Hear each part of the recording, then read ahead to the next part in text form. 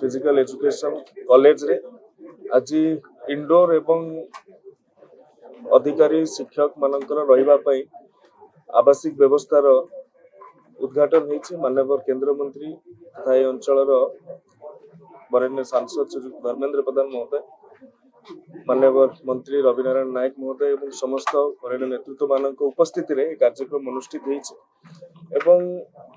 या परे एक रिव्यू बैठक जो कुलुंडी जो कॉलेज टी को भाव में बड़ कर कॉलेज रे वर्तमान केवल बॉयज मान ही व्यवस्था अच्छी एथिरे केमिति कोएड को स्थानित करी हबो।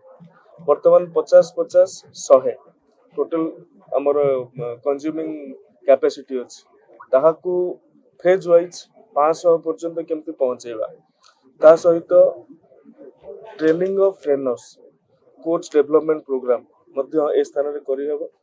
यार अन्य इंफ्रास्ट्रक्चर एवं जिलापाल को निर्देशित होईछि जे ए रास्ता अपर पार्श्व रे मध्य आउ जो जमी अछि ताकू यूज करिके याकू गोटे स्पोर्ट्स आउ एकेडमिक रो गोटे बड़ हब करबा पय क्रीड़ा विभाग तरफ एथि निमंते योजना प्रस्तुत होईछि एवं मैं आशा करूछि आगामी दिन मानकरे एथि निमंते बड़ विजिबिलिटी आसु।